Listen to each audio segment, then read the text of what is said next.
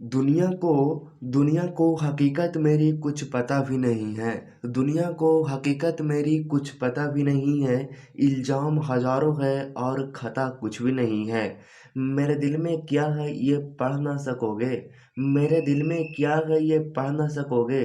सारे पन्ने भरे हुए हैं लेकिन लिखा कुछ भी नहीं है। हेलो दोस्तों, इस बार वर्दी में आग लगा देनी है, वर्दी को छोड़नी नहीं है, वर्दी को बिल्कुल हासिल करके छोड़नी है। तो चलिए आज की प्रैक्टिस नंबर 7 में आप सभी को हम कुछ 20 क्वेश्चन के कलेक्टिव जो समूह लाए हैं वो लाए हैं, जिसको हम लोग रिवीजन करने वाले हैं। क्योंकि ऑलरेडी आपने रोजगार विद अंकित पर प्रैक्टिस सेट नंबर आपने कर रखा। तो चलिए उसको रिवीजन करते हैं ताकि हमारे जद्दोजहद पे सारे जीके जी सब बैठ जाए। कल जो मैंने आपके लिए जो प्रैक्टिस सेट करवाया था उसकी जो है वो 5 जो है वो आपका जो है क्वेश्चन के रूप में दिया गया है, जिसको आप करेक्ट कर सकते हैं। कुचिपुड़ी कहाँ का नृत्य है, तो मैंने कहा कि कच्चा पुड़ी कौन खाएगा जी, तो कच्चा पुड़ी कौन खाएगा, तो आप कहेंगे आंधर आदमी खाएगा। अच्छा, वागेश्वरी कमर कौन सा वाद्य यंत्र बजाती थी, तो वो शहनाई वादक थे। लोक रंग उत्सव कहाँ कहाँ मनाया जाता है, तो आप कहेंगे लोक रंग उत्सव कहाँ मनाया जाता है, तो आप कहेंगे मध्य प्रदेश में मनाया जाता है। आपको पता हो कि लोक रंग उत्सव जो मनाया जाता है वो मध्य प्रदेश में एक तो था घड़ालिया था, और घड़ा के बीच में नीरज होती है तो नीरजा होती है। और उसके बाद में घड़ा पर ऊपर में आपका वो नारियल होती है, तो कई सारे रंग की होती है, तो कई सारे रंग का होते हैं। एक तो होता है काक रंग होती है, एक तो लोक रंग होती है। मौलिक अधिकार की अवधारणा किस देश से ली गई, तो आप कहेंगे यूएसए से ली गई है। विरासत पोर्टल किस मंत्रालय में ने लॉन्च किया था, आप कहेंगे गृह मंत्रालय द्वारा लॉन्च किया गया। चलिए आज की प्रैक्टिस सेट नंबर 1 की क्वेश्चन है कि संगीत के संगीत के दिग्गज पंडित रविशंकर संगीत की निम्नलिखित में से किस शैली के लिए प्रसिद्ध है। संगीत के दिग्गज पंडित रविशंकर संगीत के निम्नलिखित में से किस शैली के लिए प्रसिद्ध हैं, तो वो है हिंदुस्तानी शास्त्रीय वादन। कौन है जी? हिंदुस्तानी शास्त्रीय वादन थे पंडित रविशंकर जो थे। वो एक महान मतलब महान सितार वादक थे। कौन थे? महान सितार वादक थे। हिंदुस्तानी शास्त्रीय गायन जो है वो नॉर्थ इंडिया यानी कि आपके यूपी के तरफ उधर तरफ आपका जो है वो हिंदुस्तानी शास्त्रीय गायन गाया जाता है, जिसमें कि पंडित भीमसेन जोशीराव था, जिनको कि अवार्ड 2018 में 8 में मिला था। उसके बाद में कर्नाटक शास्त्रीय गायन की बात करते हैं तो ये साउथ इंडिया में होती है। और इसका जो पहले संगीतकार जो ये रहे थे, पहले संगीतकार जिनको कि भारत रत्न 1998 में मिला था, वो एम एस सुब्बुलक्ष्मी थे। कौन थे जी? ए बी सुब्बुलक्ष्मी थे। इसको भुलाना नहीं है भैया। चलिए, पंडित रविशंकर के बारे में मैं आपको बताना चाहता हूँ, तो इनको 5 ग्रैमी अवार्ड मिला था। पहले जो 1967 में मिला था वेस्ट मेस्ट ईस्ट ईस्ट एक एल्बम के चलते मिला था, 4 और 1 5 मिला था, जिसमें कि 1967 में पद्म भूषण मिला था, और उनको 1981 में पद्म विभूषण मिला था। 1999 में भारत रत्न उनको मिला था। और कहाँ का किस घराना के था जी, तो आप कहेंगे बनारस घराना के था।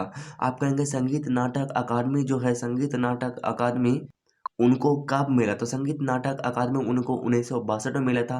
पद्मश्री इनको मिला है कि नहीं मिला, तो आप कहेंगे नहीं मिला है, पद्मश्री इनको नहीं मिला है। 1967 याद रखिएगा, उसके बाद 1981, उसके बाद 1999। 1967 में पद्म भूषण मिला है, 1981 में पद्म विभूषण मिला है, 1999 में भारत रत्न मिला है। तो इस तरह से याद रखिएगा, बिल्कुल भूलिएगा नहीं। मणिपुरी शास्त्रीय नृत्य के मर्दाना पहलू को किसके रूप में जाना जाता है, तो मणिपुरी शास्त्रीय नृत्य के मर्दाना पहलू को किसके रूप में जाना जाता है, तो आप कहेंगे चोलोम। क्या आंसर होगा आपका? राइट आंसर चोलोम होगा। आपको पता होगा कि शास्त्रीय नृत्य के 2 भाव होते हैं, एक तो होता है तांडव, एक तो होता है लास्य। तांडव जो होता है वो शिव के लिए होता है, और लास्य जो होता है वो पार्वती जी के लिए होता है। तांडव जो होता है वो शिव जो है पुरुष है, तो ये तांडव जो होता है वो पुरुष के लिए होता है, और लास्य जो होता है वो स्त्री के लिए होता है। आपसे कल के डेट में ये क्वेश्चन पूछा जाए कि मणिपुरी जो है वो रास लीला की प्रस्तुति किस भाव से की जाती है, तो आप कहेंगे रास से की जाती है। किसी से की जाती है? रास से की जाती है। मणिपुरी शास्त्रीय नृत्य जो है वो किसको समर्पित है, तो आप कहेंगे राधा कृष्ण के प्रेम पर आधारित ये वैश्य संप्रदाय के हैं। मणिपुरी मणिपुरी नृत्य का भाग जो है वो मणिपुरी नृत्य का भाग जो है वो है लाई हरोब है। कौन है? लाई हरोब। लाई हरोब का मतलब होती है देवताओं की मीरा बनना, मतलब कि जो जो राधा और कृष्ण से प्रेम करती है उनके बारे में है। और अच्छा, मणिपुरी में तीन आपका शैली है। कौन कौन मणिपुरी में तीन शैली है? आप कहेंगे मंडल रसक, ताई रसक और डंडा रसक। ये जो पहने हुए हैं ये मणिपुरी पोशाक है, मतलब कि पोटलाई ड्रेस है। क्या है? पोटलाई ड्रेस है। चलिए, बर्मी बर्मी बर्मी भारत के किस पड़ोसी देश की राजभाषा है? तो बर्मी जो है वो म्यांमार की है।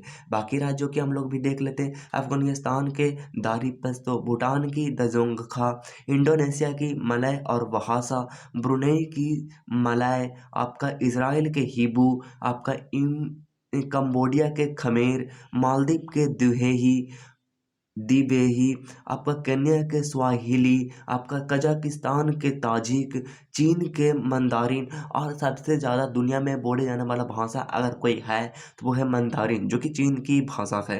आगे अगला नंबर क्वेश्चन है, कहता है कि साओ जुआओ त्योहार मुख्य रूप से निम्नलिखित में से किस भारतीय राज्य में कैथोलिक ईसाइयों द्वारा मनाया जाता है? साओ जुआओ त्योहार साओ जुआओ त्योहार मुख्य रूप से निम्नलिखित में से किस भारतीय राज्य में कैथोलिक ईसाइयों द्वारा मनाया जाता है? आप कहेंगे वो मनाया जाता है गोवा के द्वारा। साओ जुआओ जो है वो गोवा के द्वारा मनाया जाता है। गोवा में और बहुत सारे महोत्सव त्योहार मनाए जाते हैं, जिसमें से आपका है सनबर्न। अच्छा, गोवा गोवा में आप जाइएगा तो क्या करिएगा जी? गोवा में आप जाइएगा तो वहाँ के रेत में आप लोटिएगा। रेत में क्या करिएगा? लेटिएगा। तो आपसे ऊपर से आपका जो है वो सन की किरणें लगेगा, तो आपकी स्किन जो है वो वर्न होने लगेगा। तो यानी कि सन वर्न। गोवा में जाइएगा तो आप गोवा में जाइएगा तो गोवा में कौन मनाया जाता है? आपका सन वर्न मनाया जाता है। अच्छा, गोवा में हम घूमने कितने लोग जाइएगा जी? तब कहेंगे गोवा में हम घूमने जाएंगे 3 लोग, यानी कि थ्री किंग्स वहाँ मनाया जाता है। अच्छा, गोवा में आप किस लिए जाइएगा जी? आप कहेंगे सिंगर को देखने में जाऊँगा। सिंगर को देखने जाऊँगा, वहाँ ढोल कैसे पीटता। तो सिंगपो और बोन ड्रम ड्रम को आप पिटिएगा। Bone drum. अच्छा, वहाँ जाकर आप क्या करिएगा जी? वहाँ फुल ऐश में रहिएगा आप। और क्या करिएगा? फुल ऐश में रहिएगा और क्या करिएगा जी? आप कहेंगे कि शर्ट के बटन खोलेंगे और टैटू टैटू टैटू को अपना सारे के सारे टैटू को लोगों को दिखाएंगे, यानी कि टैटू महोत्सव, अंगूर महोत्सव और बास्को महोत्सव है जी। अच्छा, मणिपुर से हम लोग के क्या याद आता है? तो आप कहेंगे मणिपुर में हम लोग को डायमंड याद आती है। मणि मतलब डायमंड याद आती है। डायमंड का रिंग आपको कब मिलेगा जी? आप कहेंगे डायमंड का रिंग हमको मिलेगा सगाई में मिलेगा। तो सगाई में मिलेगा आपको डायमंड का रिंग, तो आपका क्या रहेगा? एक नज़र में उसको चूम लीजिएगा। चुम्फ सगाई और चुम्फा मणिपुर में। असम असम जो है, असम के आपका है बिहू है, बैसागु है और देहिंग पटकाई है। कैसे याद रखिएगा जी? असम। आज शाम की आपकी आपके घर में बहू आई जो बहुत ज़्यादा बहस करती है, बैसागु बहस करती है, बहस करती है, तो आप क्या करते हैं? उसके देह धर के पटक देते हैं। देहिंग पटकाही देह धर के आप क्या करते हैं? पटक देते हैं। उसके बाद में आपका जो है नागालैंड। नाग नाग नाग कोई लड़की स्कूटी से जा रही थी, तो उसने उसने क्या करी कि हॉर्न बजाए, P P P P. Horn बजाई तो बिल में से क्या निकल के आया? आप कहेंगे नाग निकल के आया। और लड़की जो बोलने लगी वो चिल्लाने लगी, से क्रे नई हो गई हम लोग याद। आगे देखते हैं कि नीरू स्वामी पिल्लई और राजा रत्नम पिल्लई किस वाद्य यंत्र के प्रतिपादक थे? कौन थे जी? आपका राइट आंसर हो जाएगा नादस्वरण हो जाएगा। कौन हो जाएगा जी? आप कहेंगे नादस्वरण हो जाएगा।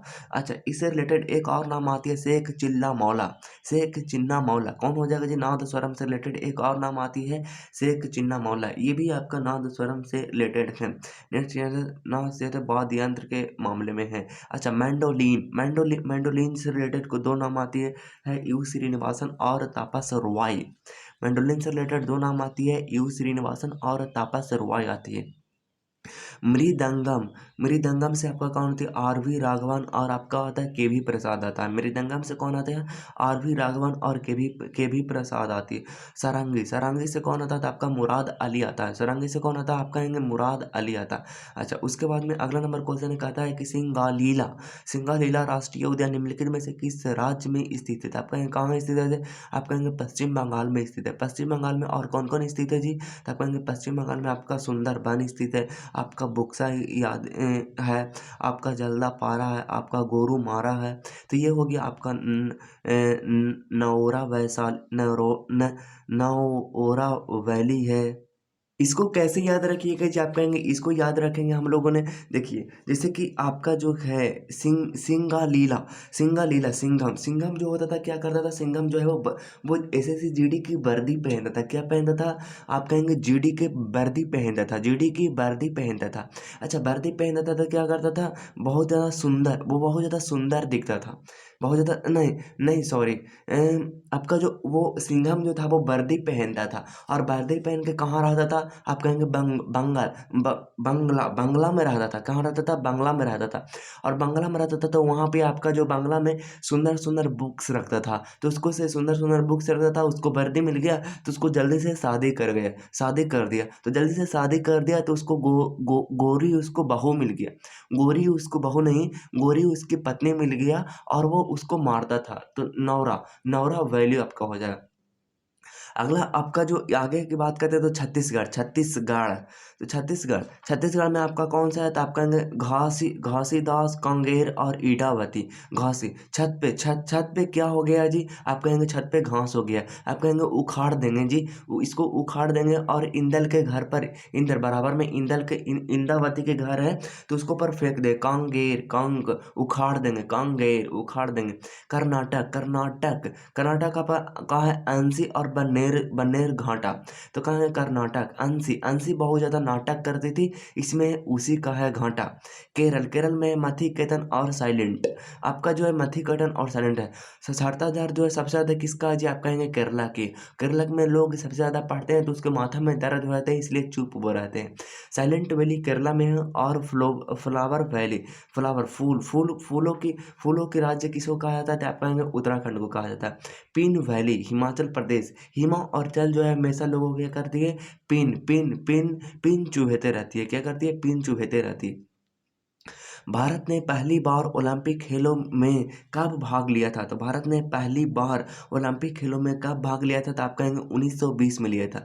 कब लिया था? आप कहेंगे 1920 में लिया था। कहाँ, किस ओलंपिक में इन्होंने भाग लिया था? आप कहेंगे एंटवर्ग, एंटवर्ग ओलंपिक में। कहाँ पे लिया था? एंटवर्ग ओलंपिक में लिया था, राष्ट्र के तौर पर। एंटवर्ग ओलंपिक कहाँ है जी? आप कहेंगे बेल्जियम में है। कहाँ है जी? आप कहेंगे बेल्जियम में है। अच्छा, उसमें जो भाग लिया था एंटवर्ग ओलंपिक ने, भारत की तरफ से वो कितने एथलेटिक्स थे जी? तो आप कहेंगे पाँच, पाँच एथलेटिक्स हैं। ध्वजवाहक के रूप में जो कौन थे? तो आप कहेंगे पुरमा बनर्जी थे। कौन थे जी? आप कहेंगे पुरमा बनर्जी थे। पहली बार भारत ने ब्रिटिश के तरफ से सबसे पहले जो भाग लिया था वो 1900 में लिया था। कौन लिया था? 1900 में लिया था, नॉर्मन पिचार्ड लिया था। नॉर्मल नॉर्मन नॉर्मल नॉर्मन पिजार्ड लिया था, जिसने कि जो रजत पदक, यानी कि 2 सिल्वर पदक उन्होंने जीत करके आया था दौड़ में। अच्छा, अगला क्वेश्चन है कि भारत के लिए पहला पदक जो जीता था वो कब जीता था? और भारत के लिए पहला सिल्वर रजत पदक कब जीता था व्यक्तिगत रूप से? भारत के लिए पहला व्यक्तिगत गोल्ड मेडल कब जीता था? तब कहेंगे भारत के लिए पहला पदक जो जीता था वो 1952 में जीता था, हेलेंस्की ने, केडी यादव ने जीता था। कौन जीता था? केडी यादव ने जीता था। कौन पदक जीता था? आप कहें कौन से पदक जीता था? कौन से ब्रॉन्ज पदक जीता था? आप कुश्ती में जीता था। भारत के पहला सिल्वर यानी कि रजत पदक जो जीता था वो किसने जीता था? तो आप कहेंगे कि राज्यवर्धन सिंह रेड्डी जीता था। कौन जीता था? आप कहेंगे राज्यवर्धन सिंह रेड्डी जीता था। राज्यवर्धन सिंह रेड्डी जीता था। कब जीता था? आप कहेंगे 2004 में जीता था, एथेंस में जीता था। एथेंस में किस मामले में जीता था? आप कहेंगे शूटिंग में जीता था। भारत के लिए पहला व्यक्तिगत रूप से गोल्ड मेडल जो जीता था वो अभिनव बिंद्रा ने जीता था। कब जीता था? 2008 में जीता था, शूटिंग में जीता था।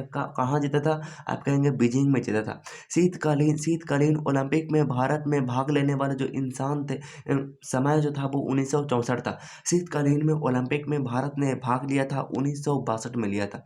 अगला क्वेश्चन है कि निम्नलिखित में से किस अधिकार को 44वें संविधान संशोधन अधिनियम 1978 द्वारा मूल अधिकारों की सूची से हटा दिया गया था? निम्नलिखित में से किस अधिकार को 44वें संविधान संशोधन अधिनियम 1978 द्वारा मूल अधिकारों की सूची से हटा दिया गया था? तो किसको हटा दिया गया था? आप कहेंगे संपत्ति के अधिकार को 31 और 19 के एफ से हटा करके 300 के का में कर दिया गया है। पहले पहले आपकी जो संपत्ति था वो मूल अधिकार हुआ करता था, लेकिन आपका जो कानूनी अधिकार अब कर दिया गया। इसको किसने कर दिया? आप प्लीज कमेंट बॉक्स में बताइए। स्वतंत्रता का अधिकार 19 से 22 तक है, समानता का अधिकार जो है समानता का अधिकार जो है वो आपका 14 से 18 के बीच में, धार्मिक स्वतंत्रता का अधिकार जो है आपका 25 से 28 तक में। बिल्कुल भी आप याद रखिएगा, भूलिएगा नहीं। भारत के संविधान का कौन सा अनुच्छेद बलात् श्रम को प्रतिषिद्ध करता है? प्रतिषिद्ध करता है मतलब कि कम साल के बच्चे को वो काम करने से रोकता है, प्रतिषिद्ध करता है। अनुच्छेद 20, 22, 21, 23। तो आप कहेंगे राइट आंसर हो जाएगा आपका 23। 23 जो है वो नहीं कहता है कि आप 14 साल के आपका मतलब कि जो आपका बालक के समय मतलब 18 साल से बच्चों को आप काम करा सकते हैं। अनुच्छेद 20 जो है वो अपराध दोष सिद्धि करता है। 22 जो है वो कुछ दशकों में गिरफ्तारी से संरक्षण करता है। 21 जो है वो प्राण व दैहिक स्वतंत्रता, मनपसंद आपके खाना, आप कुछ भी खा सकते हैं। मनपसंद शादी, आप अपने किसी से भी शादी कर सकते हैं। विदेश में घूमने का अधिकार आपके पास है। आर्टिकल 24 में है कि 14 बरस से कम के बच्चों को कारखानों में आप नियोजन प्रतिषिद्ध है, मतलब कि आप काम नहीं करवा सकते। मौर्य वंश का अंतिम सम्राट कौन था? तो मौर्य वंश और मगध वंश, इन दोनों का जो अंतिम शासक जो रहा था वो रहा था बृहद्रथ रहा था। मौर्य वंश मगध वंश जो मेनली रूप से फैला हुआ था आपका यूपी और बिहार में फैला हुआ था। कहाँ पे फैला हुआ था? आप कहेंगे यूपी और बिहार में फैला हुआ था। मगध का जो संस्थापक था, मगध पर जो राज्य करने वाला इंसान था, व्यक्तिगत था, महान राजा था, वो कौन था? हसनामना है, HSNM, हसनामना है।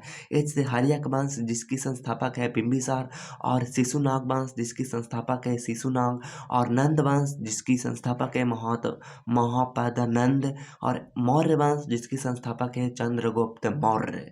आगे बात करते हैं मौर्य वंश। तो मौर्य वंश चला था, कब से कब से चला था? आपके मौर्य वंश 322 से 185 BC तक चला था।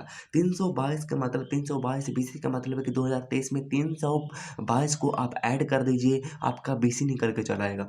चंद्रगुप्त मौर्य का शासन का रहा था 322 से 298 BC तक रहा था जी। बिंदुसार जो रहा था वो 298 से 273 BC तक रहा था। उसके बाद में अशोक रहा था 269 से 232 तक रहा था। तो ये हमारे कंप्लीट हो गए, वहाँ से सारे क्वेश्चन सारे ज्ञान हम लोगों ने बटोर लिए। आगे चलते हैं। निम्नलिखित में से कौन मेवाड़ के महाराणा थे और उन्होंने संगीत राज नामक की पुस्तक की रचना की थी? तो कौन थे जी? आप कहेंगे महाराणा कुंभा था। कौन था जी? महाराणा कुंभा था। महाराणा कुंभा जो है वो महाराणा कब से कब तक रहे थे? आप कहेंगे 1433 से 1468 तक रहे थे, जिनका उपनाम है महाराणा कुंभकर्ण। कौन सा नाम था? महाराणा कुंभकर्ण नाम था। 21 वंश के थे, तो आप कहेंगे सिसोदिया वंश के थे। किस वंश के थे जी? सिसोदिया वंश के थे। इन्होंने निर्माण क्या क्या किया था? निर्माण कार्य किया था। इन्होंने विजय स्तंभ को बनाया, जिसकी ऊंचाई 37.19 मीटर है, जिसको अगर फीट में नापा जाए तो 122 फीट होती है। और उसके बाद में कुंभलगढ़ का किला का निर्माण किया, जो कि सेकंड लंबी दीवार है। कौन है जी? आप कहेंगे सेकंड लंबी दीवार है। विजय स्तंभ का उपनाम की बात करते हैं तो इसके बारे में और भी चीज पूछी जाती है, जो कि आपका भारत में है। इसको कहा जाता है कि भारतीय मूर्तिकला का विश्व कोश कहा जाता है। क्या कहा जाता है? भारतीय मूर्तिकला का विश्व कोश कहा जाता है। और हिंदी देवी देवताओं का अजाय घर कहा जाता है। क्या कहा जाता है? अजायब घर कहा जाता है। निम्नलिखित में से किसने 1784 में एशियाटिक सोसाइटी ऑफ बंगाल की स्थापना की थी?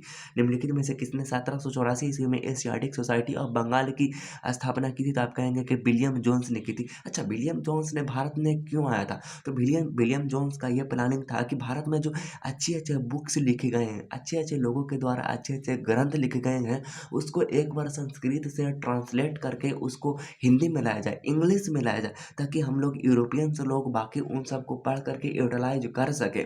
तो उसने विलियम जोन्स ने इस उद्देश्य से भारत में एशियाटिक सोसाइटी ऑफ बंगाल की स्थापना की थी, जिसमें कि उन्होंने 1789 में अभिज्ञान शकुंतलम जो कि संस्कृत का एक बुक था, जो कि कालिदास के द्वारा लिखा गया था, उसको ट्रांसलेट कर दिया। उसको क्या कर दिया? ट्रांसलेट कर दिया। 1784 में एशियाटिक सोसाइटी की स्थापना हुई थी। कंफ्यूज बिल्कुल भी नहीं होएगा, एशियाटिक सोसाइटी ऑफ बंगाल ये। तो आपका एशियाटिक सोसाइटी की स्थापना जो हुई थी वो 1784 में हुई थी। और द एशियाटिक सोसाइटी की स्थापना हुई थी 1825 में। और the Asiatic Society of Bengal की स्थापना जो हुई थी वो हुई थी 1832 में। और the Royal Asiatic Society of Bengal की स्थापना हुई थी 1936 में। निम्नलिखित में से कौन सा शिखर झारखंड का सबसे ऊंचा शिखर है? तब कहेंगे झारखंड का सबसे ऊंचा जो शिखर है वो पारसनाथ है, जो कि छोटा नागपुर की सबसे ऊंचा चोटी है। आप आगे जवाब दीजिएगा, नंदा देवी कहाँ पर है और कितनी ऊंचाई है? तो नंदा देवी की ऊंचाई जो है वो 7816 मीटर है, जो कि उत्तराखंड में है। कंचनजंगा सिक्किम में है, जिसकी ऊंचाई जो है वो 8586 है। कांगतो है वो अरुणाचल प्रदेश में है। और आपका गुरु शिखर जो है आपका 1722 में है, जिसका राजस्थान में मौजूद है। आमसोत जो है वो यूपी में है, 957 मीटर उसकी ऊंचाई है। आपका शिलोंग पीक जो है वो मेघालय में है। आपका धूपगढ़ जो है वो एमपी में है। आपका गिरनार जो है वो गुजरात में है। देमाली जो है वो उड़ीसा में है। और डोडा बेटा जो है वो तमिलनाडु में, जिसकी ऊंचाई है 2637 मीटर है। भारत के योजना आयोग को नीति आयोग में प्रतिस्थापित किया गया था। कब किया गया था? आप कहेंगे 2015 को किया गया था। कब किया गया था जी? 2015 को। 2015 को। नीति आयोग का फुल फॉर्म जो होती है वो होती है, फुल फॉर्म से पहले हम लोग ये जानते हैं कि इसकी स्थापना जो हुई थी 1 जनवरी 2015 को हुई थी। कब हुई थी जी? 1 जनवरी 2015 को हुई थी, जिसकी फुल फॉर्म होती है national institute for transforming India होती है, यानी कि राष्ट्रीय भारत परिवर्तन संस्थान होती है, जिसकी हेड क्वार्टर है न्यू दिल्ली में। अच्छा, आपका जो नीति आयोग के पहले योजना आयोग था, जिसकी स्थापना यानी कि संगठन जो हुआ था वो 15 मार्च 1950 को हुआ था। कब हुआ था जी? 15 मार्च 1950 को हुआ था, जिसको रद्द कर दिया गया 17 अगस्त 2014 को कर दिया गया था। इसको जो शासन कर रहा, सबसे पहले जो इसको चला था वो 1951 से 1956 तक चला था, पहली पंचवर्षीय योजना। और 2000 लास्ट में 2015 2012 से 17 होने ही वाला था कि इसको रद्द करके 2015 में ही रद्द करके नीति आयोग कर दिया गया। नीति आयोग के जो अध्यक्ष होते हैं वो वर्तमान के पीएम होते हैं। और नीति आयोग के प्रथम सीईओ यानी कि चीफ एग्जीक्यूटिव ऑफिसर जो होती है, प्रथम सीईओ जो है वो आपका है सिंधु श्री खुल्लर था। कौन था जी? आपका सिंधु श्री खुल्लर था। वर्तमान सीईओ था BBR सुब्रमण्य था। नीति आयोग के प्रथम उपाध्यक्ष जो था वो अरविंद पनगड़िया था। कौन था जी? अरविंद पनगड़िया था। और वर्तमान अध्यक्ष जो था वो कौन था? सुमन केवेरी है। कौन है जी? सुमन केवेरी है। 2011 की जनगणना के अनुसार भारत की अनुमानित साक्षरता दर कितनी है? तो 2011 की जनगणना के अनुसार भारत की अनुमानित साक्षरता दर जो है वो 74.04% है। अगर इसको एक एग्जैक्ट वैल्यू में पूछेगा तो 89.68 करोड़ साक्षरता दर था। अच्छा, इसके बारे में और बात करते हैं कि पुरुष साक्षरता दर 2011 के जनगणना के अनुसार कितना था? तकरीबन पुरुष साक्षरता दर जो था वो 82.14% था। और महिला साक्षरता दर जो था वो 65.86% था। और सबसे फर्स्ट नंबर पर रहा था वो कौन रहा था? आप कहें कि 93.91% पर आपका केरला है।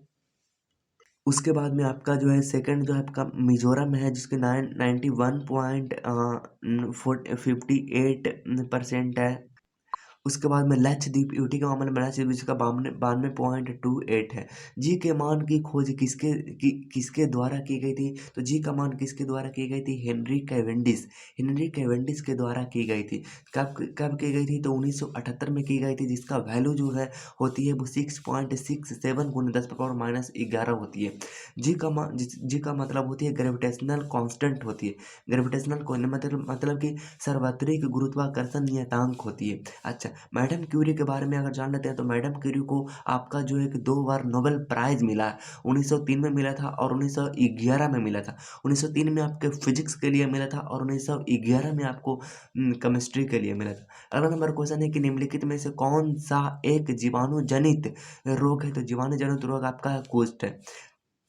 कुष्ठ रोग जब आपके बॉडी में हो जाती है तो आपके जो स्किन है, जो आपके त्वचा जो है वो सफ़ेद होने लगती है। जीवाणु से और रिलेटेड आपका जो रोग है डिप्थीरिया है, प्लेग है, निमोनिया है, गोनेरिया है, आपका सिफिलिस है, आपका टिटेनस है, हैजा है, टाइफाइड है, आपका टीबी है।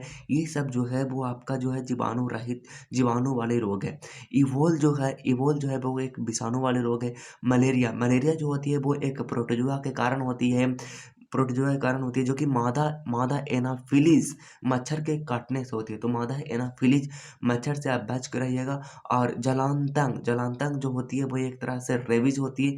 रेबीज किसके काटने से होती है? तो आप कहेंगे कुत्ता के काटने से होती है, जिसमें आपको हाइड्रोफोबिया हो जाती है। हाइड्रोफोबिया हो जाती है तब आपको पानी से डर लगती है, पानी से डर लगती है। हाल ही में किस देश ने संवादात्मक भुगतान के लिए हेलो यूपीआई लॉन्च किया है? तो हेलो यूपीआई लॉन्च जो किया है वो किसने किया है? तो आप कहेंगे भारत ने किया है।